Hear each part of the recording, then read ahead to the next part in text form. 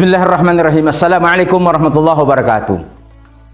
Alhamdulillah, wassalatu wassalamu ala rasulillah wa ala alihi wa ashabihi wa mala. Asyhadu an la ilaha illallah wahdahu la syarikalah wa asyhadu anna Muhammadan abduhu wa rasuluh, amma ba'd. Saudaraku yang dirahmati Allah Subhanahu wa taala, ingin kita mendapatkan penilaian dari Allah Subhanahu wa taala sebagai hambanya yang baik. Tapi Allah yang memberikan penilaian, bukan manusia. Karena penilaian dari sesama kita, ada penilaian tidak objektif, tapi subjektif. Ya, kalau penilaian dari sesama, mungkin karena si A baik kepada si B, maka yang mendapatkan kebaikan itu bisa jadi memberikan penilaian yang tidak objektif.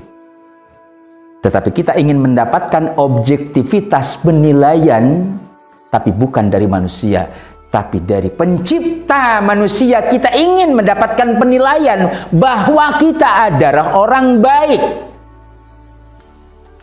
Kalau manusia, masyarakat mengatakan kita orang nggak baik, tapi Allah Subhanahu wa taala mengatakan kita adalah baik.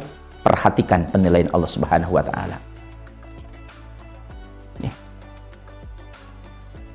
Saudara-saudaraku yang dirahmati Allah Subhanahu wa taala, berbicara tentang penilaian dari Allah, penilaian dari baginda Rasulullah sallallahu alaihi wasallam tentang kita menjadi orang yang baik, ada sabda Rasul mengatakan, "Idza aradallahu bi'abdin khairan", jika benar-benar Allah Subhanahu wa taala menginginkan terhadap seorang hambanya menjadi orang mendapatkan label baik, manusia baik menurut Allah Subhanahu wa taala, maka yang akan terjadi adalah ja'ala ghinahu fi nafsihi. Pasti Allah akan menjadikan kekayaan orang itu letaknya di sini. Fi nafsihi. Kekayaannya bukan terletak di harta benda, tetapi kekayaannya ada di dalam hati. Tapi bukan bermakna secara pasti kalau dia menjadi orang kaya raya tidak menjadi orang yang baik. Tidak. Artinya apa? Bisa jadi dia sebagai orang yang kaya raya, terkenal hartanya miliaran bahkan triliunan, tetapi Allah menjadikan dia sebagai orang yang tersebut adalah sebagai orang yang baik. Ja'ala ghinahu fin nafsihi, dijadikan kekayaannya terletak di dalam hatinya. Maknanya apa? Ada orang yang butuh. Berapa kebutuhan bapak, berapa kebutuhan ibu, berapa panitia masjid membutuhkan dana untuk bikin masjid, berapa dana untuk bikin pesantren, dan seterusnya. Itu maknanya orang tersebut tidak menjadikan kekayaan yang bersifat material itu ada di dalam hatinya. Tidak menjadikan kekayaan material ada di dalam otak dan benaknya, tetapi untuk orang yang dianggap oleh Allah sebagai orang yang baik adalah kekayaannya itu ada di dalam hati, dalam tanda kutip. Dia di sini kekayaannya, punya harta. Siapapun orang pengen menikmati harta kekayaan orang tersebut akan mudah untuk diberikan.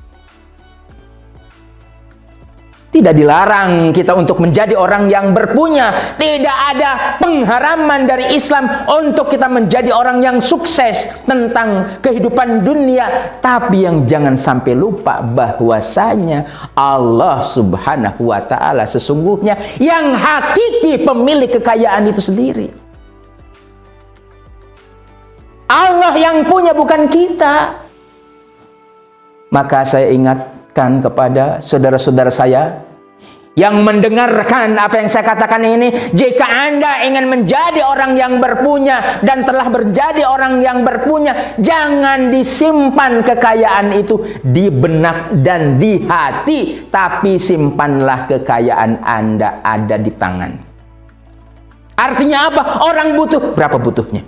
Orang pengen minjem, berapa yang akan dipinjam? Kalau Ingat saya kepada apa yang disampaikan oleh Imam Al-Ghazali dalam Ihya Ulumuddin jilid kedua. Baginda Rasulullah SAW bicara soal harta, karihil mursalah, seperti angin yang dihembuskan, wabil khusus dalam bulan Ramadan. Didikan baginda Rasulullah SAW adalah Abu Bakar, Umar, Uthman, Ali, Abdurrahman bin Auf. Itu adalah diantara hasil didikan baginda Rasulullah SAW. Sehingga ketika pun mereka menjadi orang yang kaya, Abu Bakar gila-gilaan berbaginya, 100% hartanya itu dibagikan. Sehingga ketika ditanya oleh Rasulullah SAW, wahai Abu Bakar, berapa persen harta yang kau korbankan? Semuanya Rasul, ada yang sisa enggak? Tersisa enggak hartamu? Masih ada, tersisa hartaku 2. Di mana hartamu? Yang 2 itu Allah dan Rasul sebagai hartaku. Allahu Akbar, luar biasa. Kaitkan dengan diri kita.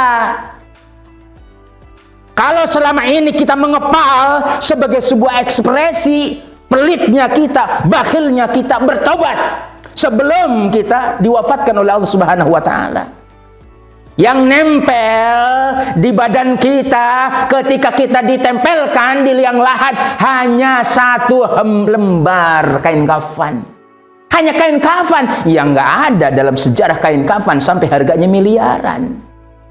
Belum lagi nanti dihisab oleh Allah Subhanahu wa Ta'ala. Makanya silahkan Anda ingin menjadi orang kaya, tetapi saya sarankan buatlah keran-keran kocoran. Kocorkan terus, kocorkan terus, kocorkan.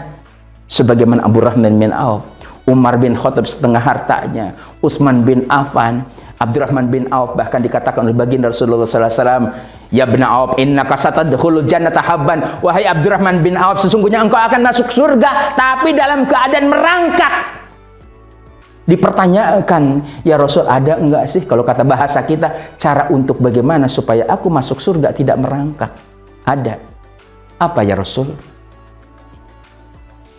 Faqridillah qardan yutlik alaik qadamaik. Gadaikan dirimu di jalan Allah Subhanahu wa Ta'ala. Niscaya dengan cara seperti itu akan terlepas rantai yang membelenggu di antara kedua kakimu. Akhirnya jor-joran semua harta yang dikorbankan oleh Abdurrahman bin Auf, 700 kuda dengan barang dagangannya diinfakkan untuk dana perang. Belum lagi ketika beliau akan wafat, dipanggil semua sahabat Nabi Muhammad SAW, dipanggil semua istri Rasulullah SAW, dibagi-bagi, ya, sedemikian luar biasa dahsyatnya. Sampai ada yang mengomentari kepada Utsman bin Affan, yang notabene ketika itu Utsman bin Affan sebagai orang kaya juga. Ya, kalau kata bahasa kita, Utsman dasar kau maruk, kau sudah jadi orang kaya tapi juga masih mau untuk menerima dana dari Abdurrahman bin Auf. Utsman menjawab, harta Abdurrahman bin Auf halal. Kalau harta halal saya makan, saya akan menjadi sehat dengan mengkonsumsi harta yang halal. Masya Allah. Oleh karena itu, mari kita sama-sama berbenah diri untuk menjadi pada akhirnya manusia yang dianggap baik oleh Allah Subhanahu wa Ta'ala. Wa tuqahu fi qalbihi, dan ketakwaan ada pada diri orang tersebut. Itu saja yang bisa saya sampaikan. Mohon maaf apabila ada kekurangan. Assalamualaikum warahmatullahi wabarakatuh.